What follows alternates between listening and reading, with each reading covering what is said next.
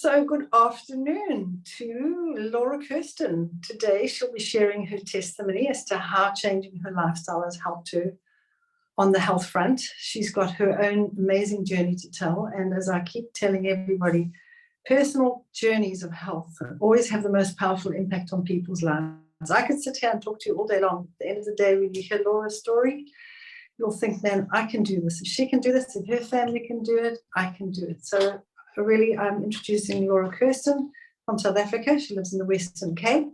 She is married with her husband, and she's going to share some details about him and her son and how her journey has impacted their lives as well. So Laura, why don't you just tell us how changing your lifestyle and diet, what your health was like beforehand, how you got onto this program and why, and the effect and impact it's had. And only time I'll interrupt is to ask you a question that's relating to what you're saying. So over to you. Tell your story. Thanks, Marianne. So as I was reflecting on this in preparation for today, I had to remind myself that my journey goes back to 2010. And what happened was my husband, Brad, he's a radio presenter, and he was doing a radio interview series with you, Marianne. He was interviewing you every week and discussing things with you. And so he would come back home and he would share little tidbits of information. He'd come and tell me what he'd learned from you that day. Brad has an amazing memory. So he would come and he'd share. And I recall in 2010, him and I traveled to Argentina. We went to South America. We were having our baby moon, let's start a family. Let's go do one more trip around crazy land. And you sent some herbal fiber blend capsules with him in case we needed them. And we came back, and in 2011, 2011, we decided it was time now to start a family. So we thought, based on the stories of all of our friends that were busy falling pregnant at the time, they all said that they went off their contraception and they thought it would take a long time, but it'll happen very quickly. And so month one, they were all pregnant. So in my mind, this is what I anticipated would happen, So I won't go into the details, but we thought, let's do this baby making thing. And I was convinced month one came and month one went. And month two came and month two went, and the months rolled into one another. And according to the doctor, there was nothing physiologically wrong with me. There was nothing that they were concerned about. They said, you're just going to have to be patient. And so in all the interviews that Brad was having with you, he came home with your book, Perfect Health, The Natural Way. And every December holidays, at the time I was employed at the company, I would take a month-long vacation from mid-December to mid-January. And December 2011, I parked off on our couch at home and I decided to read Perfect Health, The Natural Way. So as I was going through this book, it just made so much sense to me. And it's nothing is, yes, there's certain things that I'd never considered before, like preservatives and the harmful effects. But then there were things like I didn't realize the impact dairy could have on your body. But for the most part, they're sound principles. It's, getting in your fruit and getting in your walking, your exercise, and your water. These are common basic things that we take for granted. And so I thought, well, we've got nothing to lose. Let's try and clean up our act. Let's try and clean up our bodies and see what change this could amount to. So we started changing our life according to these principles. We started to reduce the animal products we were using. We switched out dairy. We made some changes. And the amazing thing was that in April, I fell pregnant. And there is nothing else that had changed except what we were putting into our bodies. We were getting sunlight, we were getting movement, and we were eating clean. And so we started living by these principles. Anyway, interestingly enough, I was 6 weeks pregnant and we were going away with my mom and dad for the week, but we hadn't yet told them because we wanted to surprise them on Mother's Day. We were going to make a big fuss on Mother's Day. So we stopped off in Gordons Bay at your restaurant there, which was there at the time. And I was really excited because I was hoping to meet you, Marianne, and there you were. And you were the first person outside of my husband that I told that I was pregnant. I remember that, yeah. Yeah. And so I'll never forget the day you gave me, you gave me some tips. I can't remember any of those tips right now, but I do remember is you put a tub of barley life and Amiga in my hands before I left. And you said, this is what you need. This is what you need to take you through pregnancy. And that is what I took. I had my tub of barley life all the way through my pregnancy. I had an amazing pregnancy. Yes, I was a little bit queasy and nauseous in that first trimester. So that week holiday with my mom and dad, it was tricky because I was queasy a lot of the time and lying down and trying to fake it, pretend I was fine. But for the most part, I had an amazing pregnancy. In my second trimester, I had that boost of energy, and I only put on, I think, 8 or 9 kilograms in my pregnancy. So it was great. When my son was born, when my colostrum changed to breast milk, my milk was green from the barley life. So he was my barley life baby, and he just had so much like the barley life going into him. And I had an amazing, the early years with him were great. Raising my child on the natural way. So I invested in healthy kids the natural way. That was like my guidebook going through things, Q&A. What I did discover is life got a little bit lonely because we had changed the way we were living quite dramatically. And I'm sort of an all or nothing person. And my personality can be a bit much for some people. And so if I'm excited about something, I'm going to tell everybody around me. And I think some people sort of like took a couple of steps back. They weren't sure what's Laura on about. No, she doesn't have this and she doesn't eat this and dairy. And I was like telling everybody all around me.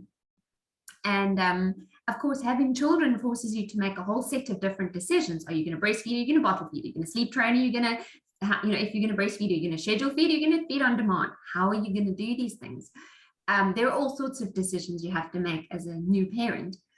And for me, I was excited and I was reading books but the way that I chose to go was quite different from the way that many of my peers and friends were going.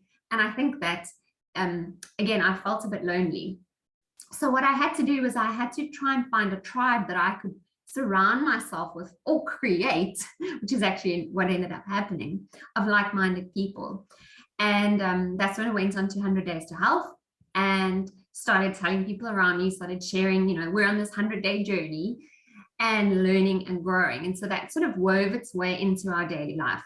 I ended up becoming a breastfeeding consultant and volunteer for about 5 years, because of the amazing impact that breastfeeding had on my relationship with my son, and was able to help so many other women. And again, it was an extension of just doing things the natural way, the way that God had intended. And my passion and my heart for just realizing like we have this one vessel, this one body, but we have to treat it right to get good things out of it. And I wanted to tell everybody around me, but I started to slowly realize that not everybody wants to hear this.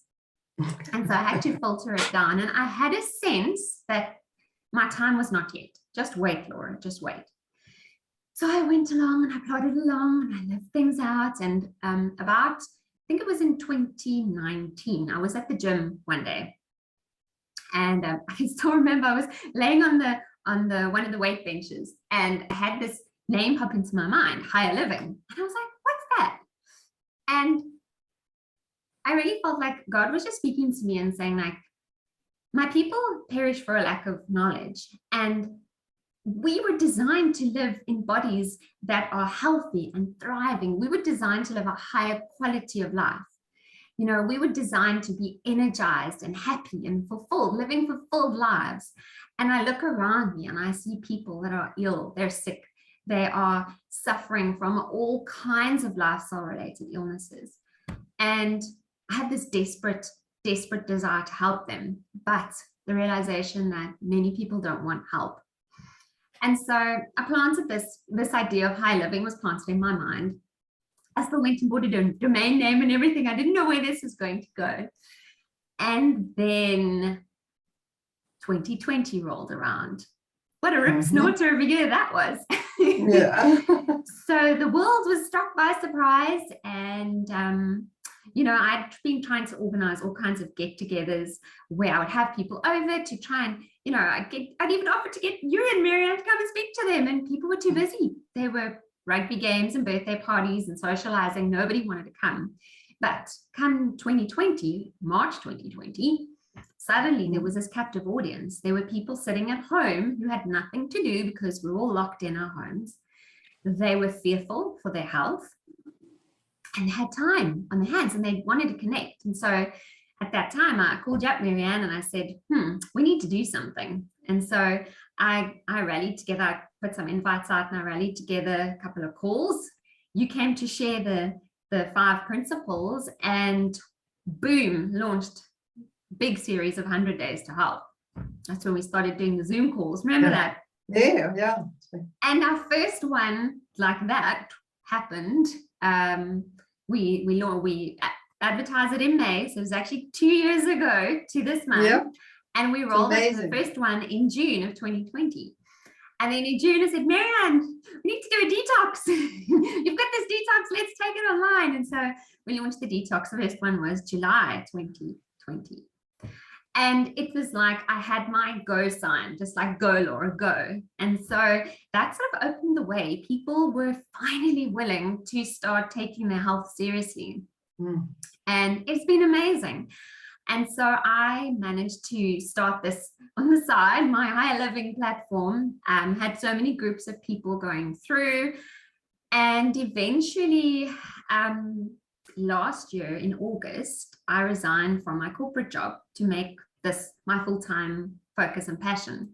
So I've been in corporate for 15 years. I was a brand manager and I really did enjoy my job. But I came to realize that I was working for somebody else's dreams and aspirations, for a board of directors who decided on what the goals, my ceiling, my limit, there was a limit of where I could go and grow and earn financially. And I just realized that I wanted to plow all of my time and energy into pursuing this passion to help other people. And so that's what I did. I took a brave leap of faith and in September of last year went full-time into helping people. And it's been an amazing journey. I'm just journeying with people now and sharing, but really having to learn about what to look for in people and waiting for people to sort of say, I'm ready to take that step. I think that's an important thing. Yeah, it is. People are not ready. You're almost wasting your time. So it's trying to find out. And it's not that difficult to figure out in the beginning, but when you try and push it past that level, it's just an uphill battle. Somebody's ready, they usually come and they say, hey, Laura, I need your help. And then you're like, oh, gosh, this is amazing. And it is really important because that's when people's lives really change because they want to change. And you're not trying to drag them kicking and screaming into being healthy. Yeah. Sorry, exactly. Laura, I interrupted you. No, it's just, and I'd heard you share that before, and I had to learn in my own time what that meant. Yeah. Not trying to drag people. I've actually heard the analogy of a lighthouse and a tugboat. I want to be a lighthouse. I want people to come to the lighthouse. I don't want to be the tugboat trying to pull people into the harbor. I like that. Yeah, so I'm going to steal that one. Okay. So yeah, just realizing I want to be that lighthouse, and for us as a family, it's meant everything. And I'm so thankful that I have a husband that is 100% on board, because of late I've had a lot of interactions with women whose husbands are not on board. So for them, it's trying to accommodate and trying to make 2 meals for the family. Their healthy way. And of course, the kids will saddle up with a husband if he's going to have the takeaways and unhealthy food. Mom's boring. Yeah. And so I've been extremely blessed to have a husband who, I think he bought into this before I did, just because of his interviews and conversations with you. And he had some health problems, didn't he, initially? Some of the digestive problems. Yes, yeah. He had extreme digestive. Yeah, he had IBS, very bad IBS. He had allergies. He was every season, he was always sneezing, and he always had to go on some kind of antihistamines. The thing about him, though, is that he is super sensitive to medication. So if you get any medication and you open the pamphlet and it tells you what the side effects could be, guaranteed he'll take some of them. So he has a fear of taking medication because he knows something like this could happen to him. And so for him, being able to have a gut that works properly, being able to have regular bowel movements, not having that digestive pain, being able to not struggle with allergies anymore. We now know how to handle them naturally. It's been years since we've been on antibiotics. I think in the early years, we may still have, out of fear of like the doctor said we have to. I know I have great respect for doctors. They spend a lot of time studying and specializing in what they do. But to be honest with you, we sometimes go to the doctor for a diagnosis, but then we take our own formula of, how are we going to treat this? How are we going to approach this? And I always see it as a challenge when a doctor says, sorry, but there's no other way. I've had my son with a strep throat, and the doctor's like, I'm so sorry, but we're going to have to do penicillin. There's no way around this. And I'm like, okay, thank you. And a week later, he's fine, just treating him with a natural protocol. And it's about being present. It's about being persistent and dedicated to seeing it through, because, if we want to have our health, we need to take charge of it. We need to stop outsourcing it. In fact, earlier this week, I did a little Facebook Live, Marianne, and I was talking about Spain has just passed a new bill, which is going to give women leave from work when they have menstrual pain. So they can read that, BBC, And I was thinking to myself, I thought, you know what? Wonderful that women's needs are being taken into account, but why are we normalizing pain? We should be normalizing good health. And for me, I mean, something else, a big testimony, it was only when I was sharing this the other day that it all clicked in my mind, was pre 2011, I had the most excruciating menstrual pain. I used to live on painkillers. Right from when I started with my periods when I was 12 or 13, I went, that stage, it was light-hearted painkillers, but the older I got, the more intensive it got. And when I in about 2019 or 2001, 2002, I left for Taiwan for 3 years. And I couldn't take codeine into Taiwan with me. So I had to find a painkiller that didn't have it. So I got my next prescription, and I have to go with a year's supply of painkillers because I couldn't run out, and they don't have painkillers strong enough there for me. And if I wasn't able to get to my painkillers in time, or I know there was one time we were out on a day trip.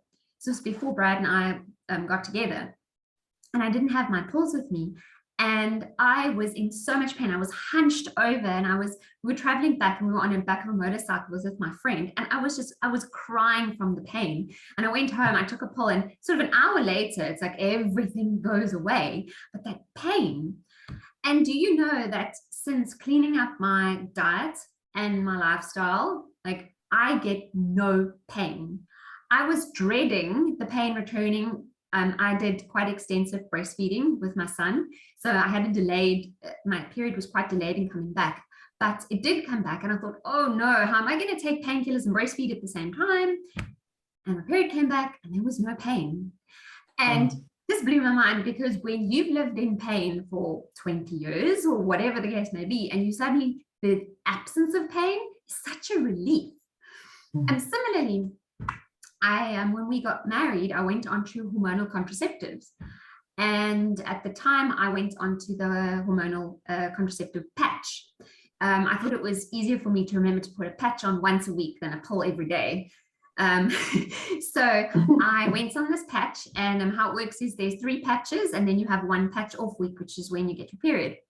And so patch off. And on the new patch 1, I put it on a Monday, and on the Tuesday, I was nauseous. I was so nauseous, Marianne. And at that stage, I would, like, the one Tuesday a month at work, I was always like, oh, I've got to go home and home for a while. So I had to switch up my nauseous day so that my patch change was on a weekend. So I knew, given one Sunday of every month, I would be on my bed, nauseous, maybe vomiting. And do you know what the saddest thing is, Marianne, is I took this for granted. I accepted it. I was like, It's normal. What happens? I thought it was normal. normal. Yeah, sad. There was one You would need you could have instead of having your days off for menstruation, you'd have your days off for nausea. From the contraceptive pull. It's insane.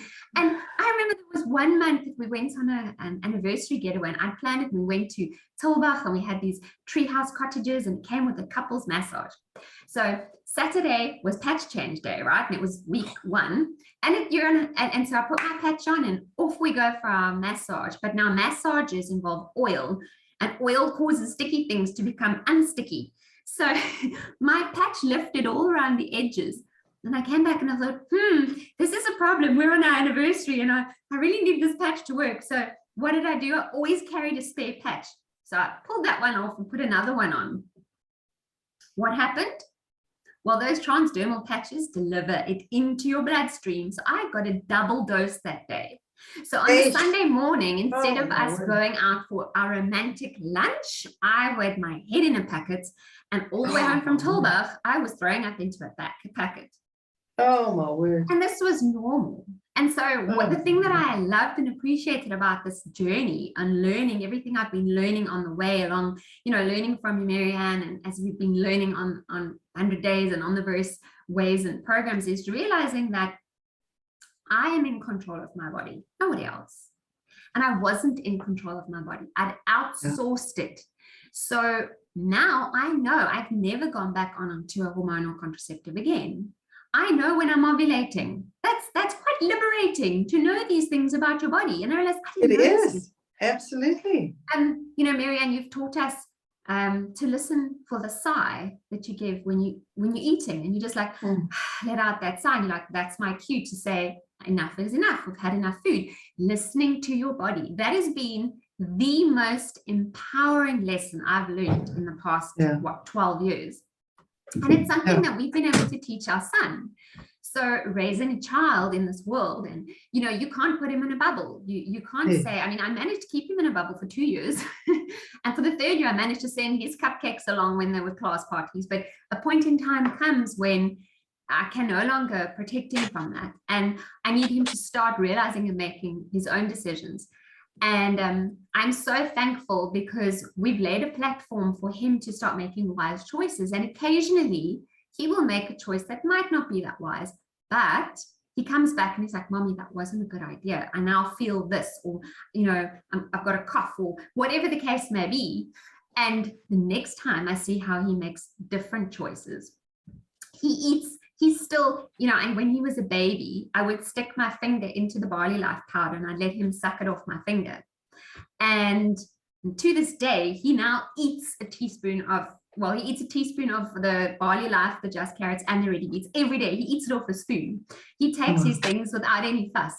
And he's healthy. We had allergies. He had severe dust allergies. And the doctors wanted to put him on some, I think, a corticosteroid nasal spray or something like that. The things I've managed to, I was actually collecting all the scripts that I've received over time for things that they want to give. I collected it, and just before we moved, we threw it out. But the things I've saved him from, and just realizing that things can be, if we're looking after our body, we need to build up these bodies, strong bodies. Marianne, I think it's been amazing. And I think, one of the greatest things is it has a ripple effect, because when we're healthy, people around us notice. They ask questions. People ask me, how do I have so much energy? Do I drink coffee? I haven't had caffeine. I stopped caffeine when I was trying to fall pregnant. And that has been a big thing. Brad, in October 2020, Brad actually did the detox with us. And shame. He was having about 3 to 5 cups of coffee a day previously. And obviously in the detox, you're stopping all of your coffee. And day 1, he was lying in the fetal position, crying, oh, my head is so sore. And so I said to him, well, you can stop. You can stop. He said, I can't stop. You're running the detox. I can't pull out now. And he came off caffeine completely. His resting heart rate came down. he used to get these messages on his watch, which would say to him, like, you are stressed, you need to calm down. Like his Garmin watch would send him a message. Post the detox, he didn't have those messages coming through at all. He's been in a calmer state of mind. He's, less angry. And since then, he's never picked up another cup of coffee. In fact, he would say he won't even have decaf because he says it's a gateway drug. So for him, he has just seen complete transformed health. And, it's been able to spill over to our family. I've got parents that are, my mom is 75 and my dad is 84. And we've been able to spill that over to them, share these things with them, and just seeing how it's impacted their health. And when people are healthy and they become health evangelists, it's like contagious. It just starts slowly spreading and you see this effect. Right now I've got a team of ladies who they've all come through one of these programs or one of these life transforming moments, and they've changed their health. They've lost weight. Some of them have lost 20-30 kilograms of weight, overcome other things, IBS. One of my ladies, her son was critically ill in hospital. They didn't think he would walk again. We've got amazing testimonies. And what's actually happened is these ladies have now risen up and said, I want to do the same. I want to help other people see good health. And so that was I had two parts of my dream. One was to be able to help other people with their health. And the other thing was to raise up a team of women who would be able to do the same. Because, Marianne, we can only achieve so much as individuals, but it's empowering armies of people to do the same thing that you can just reach. I know you had that vision of reaching 1 million people. And I think that's what we all are. We're all in this journey together. For me in particular, my passion and my heart is working with women, because I think women are central to the home. They are most often the ones that are picking what's going to go in the trolley and putting what's going to go on the plates at night and going into the lunchbox. And I think if you can help the woman, she can help the kids, the husband, and the aging parents. And also, I think at this stage, I've got a lot of women sort of between late 30s and early 50s in that age gap coming to me who are just exhausted, they're tired, and their husbands have got high blood pressure and cholesterol and all these things that happen at this stage. And I say to them, like, you need to start taking care of you first. They say in the airplane, you always put your own oxygen mask on first. And so that's my heart and my vision, is just to help women to regain their health and their wellness and the energy so that they can thrive and not just simply survive. Because I think I look around me and I see people just barely surviving. And that's sort of where I'm at the moment. I don't know if there's anything else you want to probe me on. No, I just, your story is so amazing. It's so inspiring to hear how far you've come and how this has become your passion. And I can see that in the life that you're living. I mean, you're passionate, you're influencing a whole lot of women. You went away with a group of women a couple of weekends ago, and those women are so inspired and so motivated, and so, they committing themselves to help other people, which is incredible to just see that kind of infectiousness. And as you say, so many people's lives are changing and improving. It's amazing. And I think that really we need to clone you, actually. A lot of Laura's out there, but in fact, that's what you're doing. It is. We hope to reach 1 million people within 5 years of having started this. We're two years down and 3 years to go. It's 2022. But at the same time, I mean, it's not that difficult, because honestly, if each person gets 10 people a year onto the program, and every person that gets onto the programs changes their lives, it pretty much could be in 3 years that we get there. But the most important thing is not the 1 million people, it's the lives that are changed. And without people like yourself, I mean, just you're such a privilege to work with somebody like you, who's motivated and dedicated and inspirational and have a lot of integrity. It's such a privilege and a joy to work with somebody like you and see the impact you're having on people's lives. And I've watched as your husband's health has improved. I know as well as people always look at you and they'll think, oh, well, she's just blonde and she's gorgeous and she's beautiful and her life's perfect. But maybe just share in closing some of the sort of trials. You've gone through a couple of trials where you sort of maybe just relax a little bit with your eating habits, and then one of you got a bit sick or your son got a bit sick or something, and then how you got back. Just any one of those sort of episodes. There weren't many, but there were some episodes. I think it makes people realize as well that we're not perfect.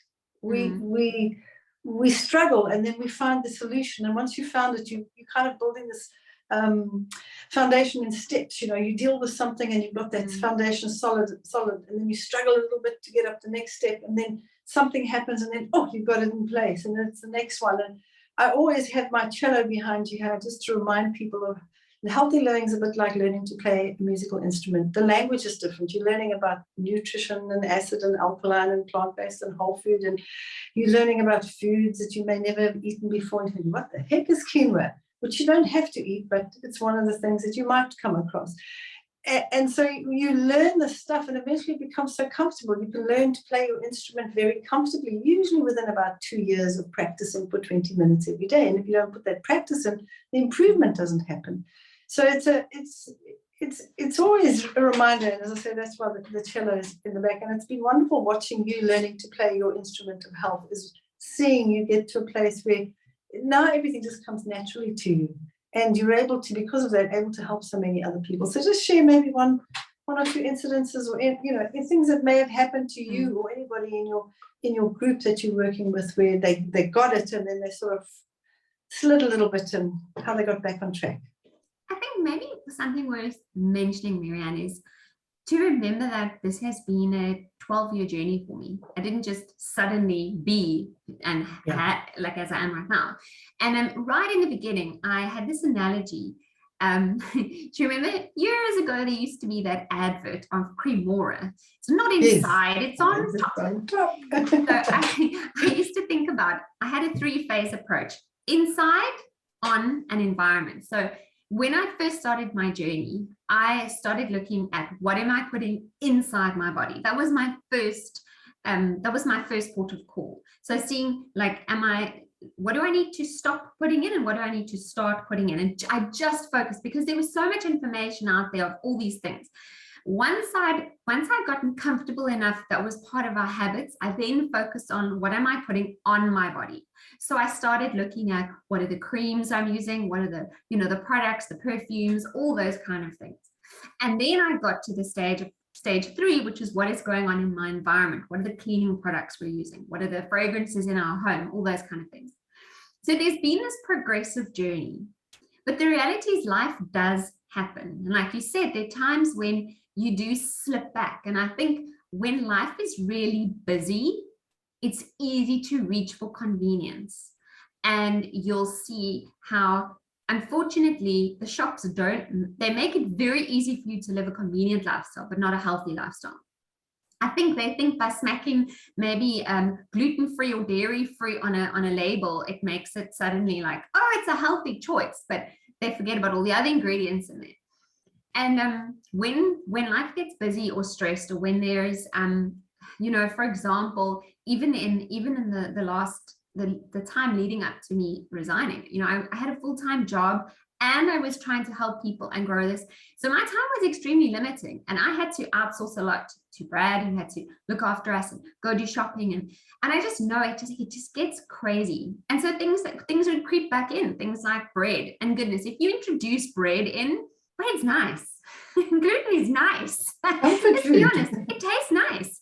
But then it feels disgusting afterwards. And you see, like, I know what my triggers are. So I know that rusks and salty Lay's chips are danger zones for me. They shouldn't be in my pantry. They shouldn't be near me, because in a moment, all resistance crumbles.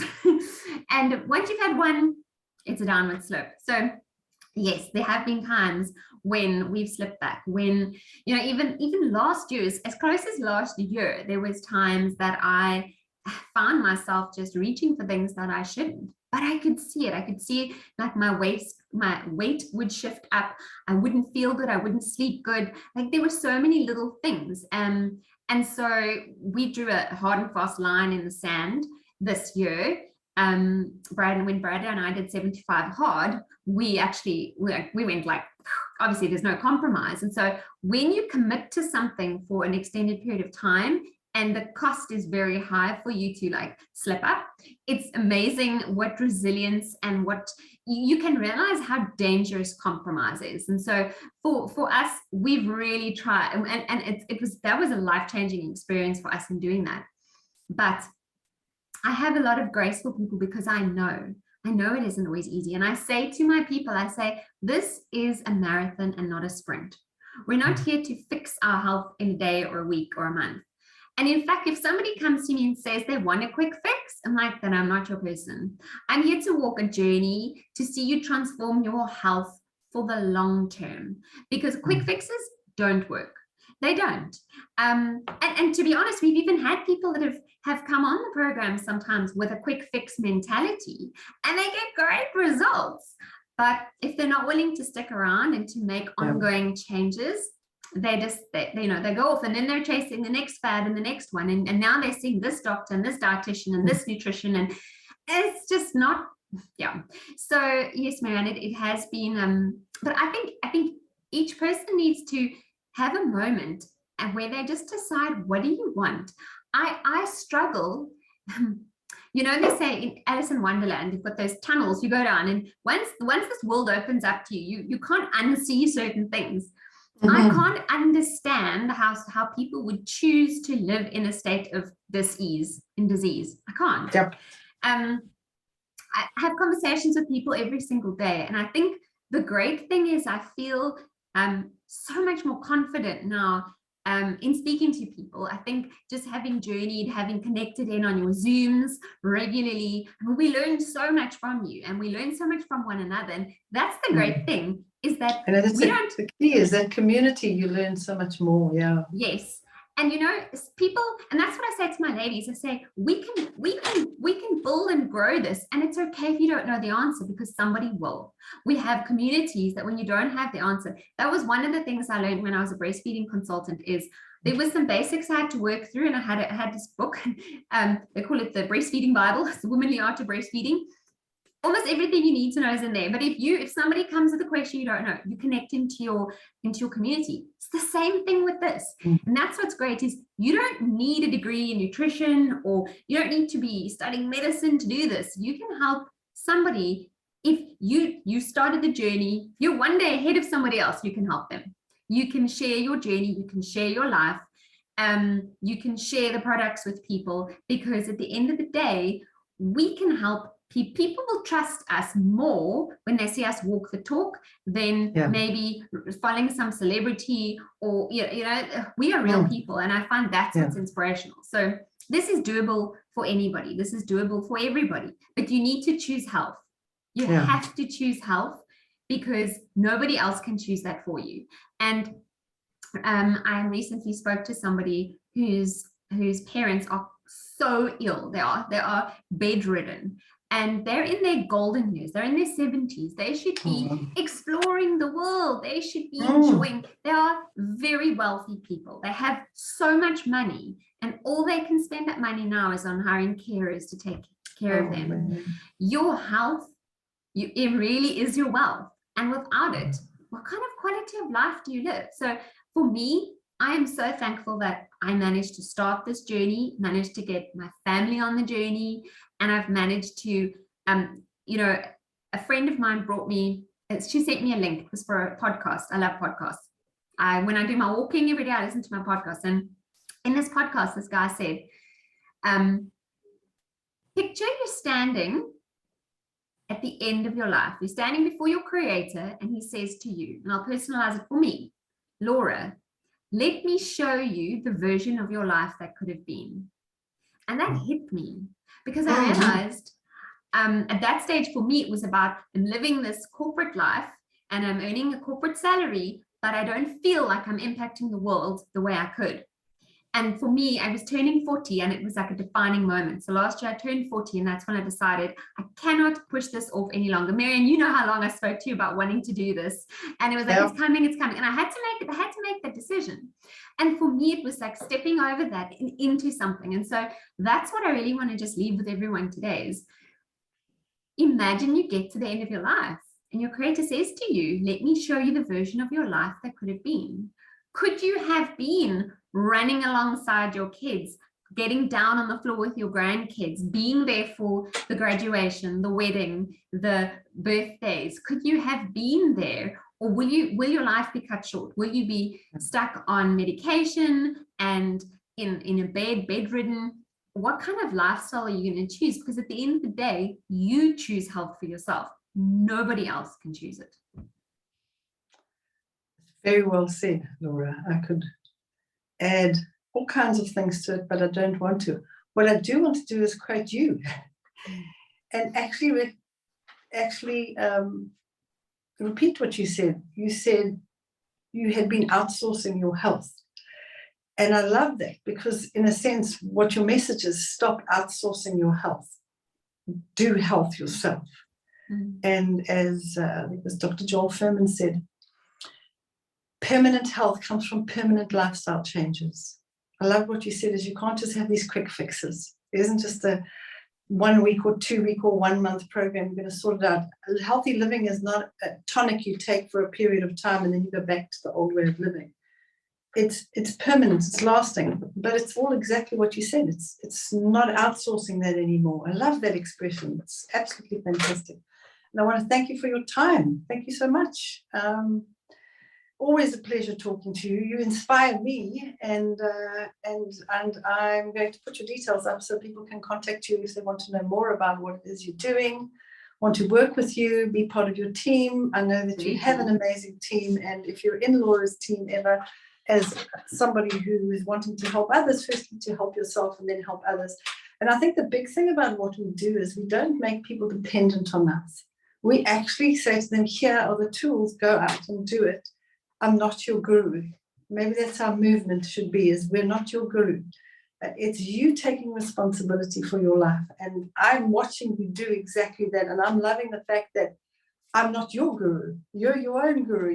You're handling this yourself and you are training people to be their own guru. So God bless you for all the work you're doing. Thank you for the time that you've spent with me. And I'm sure that just the short time we've been together is going to touch thousands of people's lives, if not millions. Thank you, Laura. Thank you, Marianne, and thank you for just the journey that you've walked with me for the past 12 years. I've thoroughly enjoyed it. We've had hours of conversations and I've learned a great deal from you. But my motto is pay it forward. So I'm hoping to share the things I've learned with many, many, many, many more people and make a bigger impact in the world. So thank you so much.